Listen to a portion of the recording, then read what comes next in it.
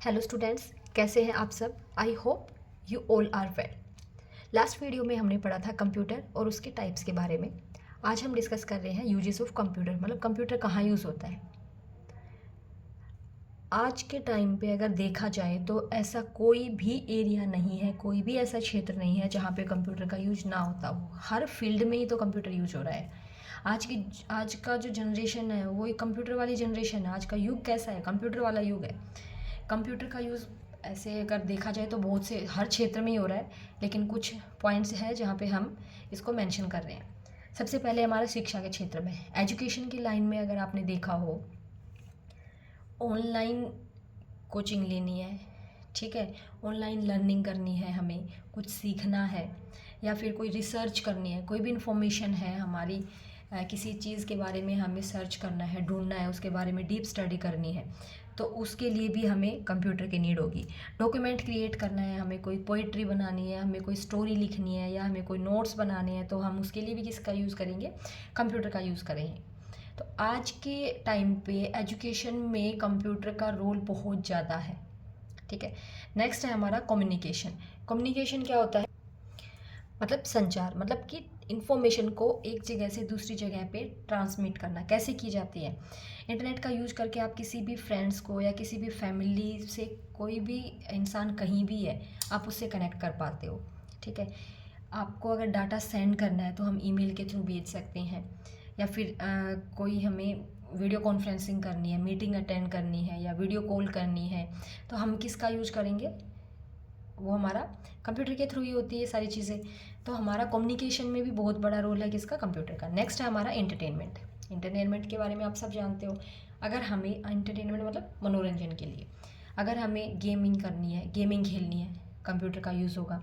अगर हमें गाने सुनने हैं, मूवीज़ देखनी है, कोई कार्टून देखना है, तो इन सब एरिया में भी हमारा किसका यूज़ है?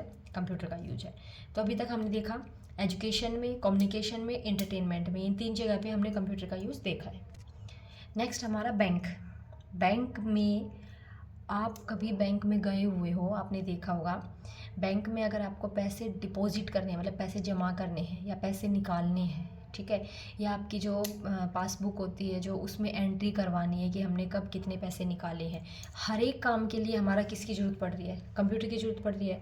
उसी तरीके से बैंकिंग से रिलेटेड अगर देखा जाए, अगर हमें कोई ऑनलाइन बिल भरना है, ऑनलाइन एटीएम का यूज करना है किसी पैसे निकालने के लिए, ऑनलाइन हमें पैसे ट्रांसफ़र करने हैं, सारा का सारा हमारा क्या है? बैंकिंग से रिलेटेड है। तो ये काम हो गया हमारा कंप्यूटर का बैंक से रिगार्डिंग। नेक्स्ट है हमारा स्वास्थ्य सेवा और चिकित्सा के क्षेत्र में, मतलब कि मेडिकल लाइन में कंप्यूटर का कहाँ यूज हो रहा है।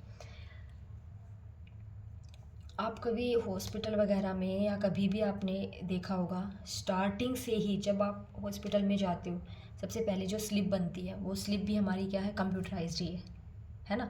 तो कोई रोगी है, उसके रिकॉर्ड को मेंटेन करना कंप्यूटर के अंदर स्टोर होगा। मान लिया उसके क्या बीमारी है, क्या नहीं है, उसको डायग्नोज अगर करना है, उसकी पहचान अगर करनी है, तो क्या होता है? एमआरआई, सीटी स्कैन, अल्ट्रासाउंड वगैरह जो होता है, ये सारे भी हमारी क्या है? कंप्यूटराइज्ड मशीन्स हैं, ठीक है। हार्ट बीट को अगर मेजर करना है, हार्ट से रिलेटेड कोई प्रॉब्लम है, तो हम पेस मेकर का यूज करेंगे, तो वो भी हमारा कहाँ शो होगा? कंप्यूटर में शो होता है हमारा। अच्छा, एक है हमारा जेनेटिक इंजीनियरिंग। जेनेटिक इंजीनियरिंग का मतलब होता है हमारा, जैसे डीएनए वगैरह की जो स्टडी होती है, ठीक है, डीएनए का अध्ययन होगा। आपने कभी जैसे आपने सुना होगा ना, आपने या साइंस में पढ़ा भी होगा कि आपका डीएनए और आपके जो फैमिली का डीएनए है वो क्या होता है? मैच होता है। तो उससे तो ये सारी जो चीज़ें हैं हमारी, वो एजुकेशन के फील्ड में, मतलब कि अगर आप देखा जाए तो कंप्यूटर का यूज़ जो है हमारा वो किस लाइन में ज़्यादा है? हर एक फील्ड में ही ज़्यादा है। लेकिन अभी हमने पढ़ा है कहाँ पे? मेडिकल लाइन में। मेडिकल लाइन में कहाँ कहाँ पे यूज होता है, ऐसे और भी बहुत सारे यूजेज हैं, लेकिन यहाँ कुछ कुछ पॉइंट्स हैं जो आप याद कर सकते हो, ठीक है।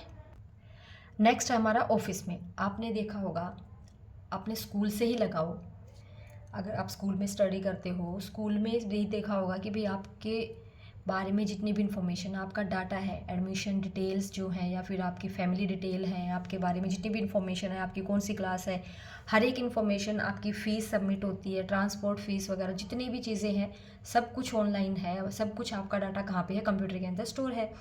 तो कंप्यूटर ने पेपरलेस ऑफिस की अवधारणा को जन्म दिया, मतलब कि सारा ही काम हमारा क्या होता है, एम्प्लॉय की सैलरी बन रही है स्कूल्स में, ऑफिस में, डाटा को अगर स्टोर करना है ऑफिस के अंदर, तो हर एक क्षेत्र में हमारा किसका यूज हो रहा है, कंप्यूटर का यूज हो रहा है। ऑफिस कोई भी हो सकते हैं हमारे, ठीक है, स्कूल हो सकता है, बैंक हो सकता है, रेलवे का डिपार्टमेंट हो सकता है, तो हर एक ऑफिस में हमारा क्या है, कंप्यूटर का यूज हो रहा है। नेक्स्ट है हमारा ट्रांसपोर्ट एंड नेविगेशन। ट्रांसपोर्ट मतलब परिवहन और नेविगेशन। परिवहन मतलब आप ट्रेन में जाना है, ट्रेन में रिजर्वेशन करना है, टिकट बुकिंग करनी है, तो कंप्यूटर का यूज होना है। इसी तरीके से आपको एरोप्लेन में भी अगर जाना है तो टिकट बुकिंग के लिए रिजर्वेशन, रेलवे रिजर्वेशन है या फिर टिकट रिजर्वेशन अगर आपको करनी है तो किसका यूज़ करना है आपको, कंप्यूटर का यूज़ होगा। नेक्स्ट है हमारा, अगर आपको कहीं जाना है, आप पहले देखोगे कि जीपीएस लोकेशन के थ्रू कि यहाँ ट्रैफिक तो ज़्यादा नहीं है, अगर इस रास्ते पे ट्रैफिक ज़्यादा है तो मैं दूसरे वाले रास्ते से निकल जाती हूँ या निकल जाता हूँ, तो उसके लिए हमने किसकी ज़रूरत पड़ रही है, कंप्यूटर की ज़रूरत पड़ रही है। तो ये बहुत से ऐसे क्षेत्र हैं जहाँ पे हमारा कंप्यूटर यूज होता है। बात करते हैं नेविगेशन। नेविगेशन का मतलब क्या होता है, नेविगेशन मतलब किसी लोकेशन पे अगर हमें पहुंचना है तो वहाँ के लिए सही रास्ता दिखाना, ठीक है ना, रास्ते की जानकारी देना कि आप कैसे कैसे वहाँ पहुँच पाओगे, तो ये नेविगेशन हो गया हमारा। तो वहाँ पे भी हमें किसकी ज़रूरत पड़ रही है, हमारे कंप्यूटर की। नेक्स्ट है हमारा कला के क्षेत्र में, आर्ट के एरिया में, आर्ट वगैरह में अगर देखा जाए, आजकल ग्राफिकल डिज़ाइन, 3D एनिमेशंस वगैरह है, फ़ोटो को एडिट करना है, मूवीज़ को एडिट करना है या कोई वीडियो को एडिट करना, हर एक चीज़ों में किसका यूज हो रहा है, कंप्यूटर का यूज हो रहा है। नेक्स्ट है हमारा मौसम संबंधी, अगर हमें पहले से अनुमान लगाना है कि कल मौसम कैसा रहेगा, वेदर फोरकास्टिंग बोलते हैं जिसको, कि मौसम की जानकारी अगर आपको पता करनी है तो हमें कंप्यूटर का ज़रूरत होती है। और स्पेस रिसर्च में, अंतरिक्ष अनुसंधान में भी कंप्यूटर का यूज होता है। ऐसे और भी बहुत से क्षेत्र हैं जहाँ पे कंप्यूटर का यूज होता है, क्योंकि कंप्यूटर का एरिया वास्ट है, हर जगह पे कंप्यूटर का यूज होता है। यहाँ पे मैंने कुछ यूजेस बताए हैं कंप्यूटर्स के जहाँ पे ये यूज होता है, ऐसे और भी बहुत सारे यूजेस आप लिख सकते हो, ठीक है। तो अब तक हमने पढ़ा था यूजेस ऑफ कंप्यूटर के, कंप्यूटर का यूज कहाँ कहाँ होता है। अब हम पढ़ेंगे classification of computer, characteristics of computer की, कंप्यूटर की क्या क्या विशेषताएं हैं। कंप्यूटर की मुख्य विशेषता क्या है, सबसे पहले तो स्पीड मतलब कंप्यूटर की कुछ विशेषताएं। देखो कंप्यूटर की मुख्य विशेषताएं हैं हमारी, सबसे पहले स्पीड क्या है, कंप्यूटर बहुत तेज़ी से काम करता है। जो काम इंसान आधे घंटे 1 घंटे में जाके करेगा वो कुछ सेकंड्स में, माइक्रो सेकंड्स में कर देता है कंप्यूटर। कितनी भी कॉम्प्लेक्स कैलकुलेशन है, कितना भी टफ काम है, कंप्यूटर उसको बहुत इजीली और कम टाइम में कर लेता है। तो कंप्यूटर की जो स्पीड है वो क्या है, बहुत ज़्यादा है काम करने की। नेक्स्ट है हमारी एक्यूरेसी मतलब शुद्धता, मतलब जो कंप्यूटर जो काम करेगा ना, जो हमें रिजल्ट देगा वो हमेशा एक्यूरेट होता है, हमेशा करेक्ट होता है, उसमें कोई भी फॉल्ट नहीं होता है, कंप्यूटर गलती नहीं करता अपनी तरफ से। कंप्यूटर से प्राप्त जो रिजल्ट हमें मिलता है उसमें गलती तभी हो सकती है, या तो हमने डाटा ही इनपुट गलत कर दिया हो, या कंप्यूटर में थोड़ी कोई मतलब टेक्निकल फॉल्ट आ गया हो, कोई ख़राबी आ गई हो, या फिर कोई वायरस वगैरह हो, उस तब तो कंप्यूटर हमें गलत डाटा दे देगा। अदरवाइज़ कंप्यूटर हमेशा ही हमें कैसा डाटा देगा, करेक्ट डाटा देगा। तो इस वजह से कंप्यूटर की एक कैरेक्टरिस्टिक्स, एक विशेषता हो गई एक्यूरेसी मतलब शुद्धता। नेक्स्ट है हमारा,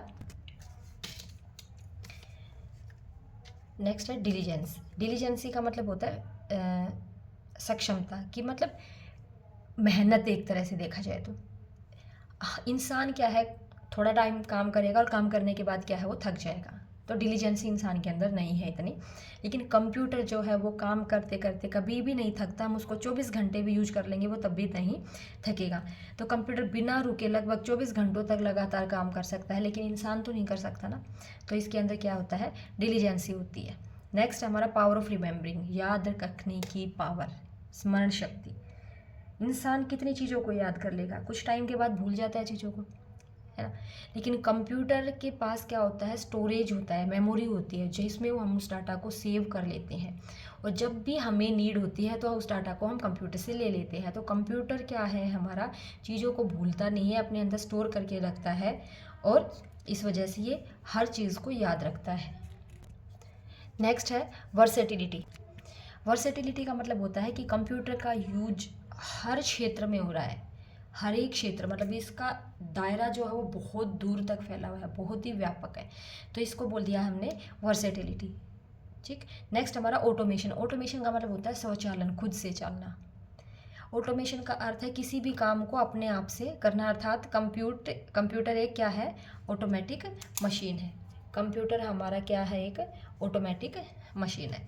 अर्थात कंप्यूटर को एक बार इनपुट प्राप्त करने के बाद, एक बार हमने कंप्यूटर को इनपुट दे दिया तो वो स्वचालित रूप से कार्य पूरा कर लेता है। एक बार हमें इनपुट देना, उसके बाद प्रोसेसिंग वगैरह, आउटपुट, रिजल्ट डिस्प्ले करना, ये सारा काम कंप्यूटर अपने आप से कर देता है। तो इस वजह से कंप्यूटर को हम क्या बोल देते हैं, ऑटोमेशन मशीन। नेक्स्ट हमारा स्टोरेज। स्टोरेज जो है उसका मतलब होता है कि कंप्यूटर के अंदर स्टोर करने की क्षमता कितनी है। कंप्यूटर की स्टोरेज कैपेसिटी बहुत ही ज़्यादा होती है, ये लगभग मिलियंस में डाटा, मिलियंस बिलियंस में डाटा को स्टोर कर लेता है, मतलब लाखों करोड़ों में डाटा को स्टोर कर सकता है। और कंप्यूटर की स्टोरेज यूनिट में आपको पता ही है मेमोरी की यूनिट होती हैं, ये हम बाद में डिस्कस करेंगे। तो ये कुछ पॉइंट्स थे जो कि कंप्यूटर की विशेषता के बारे में बताए गए हैं। अब हम बात करते हैं लिमिटेशन ऑफ कंप्यूटर की। कंप्यूटर की कुछ तो सीमाएं होंगी ना।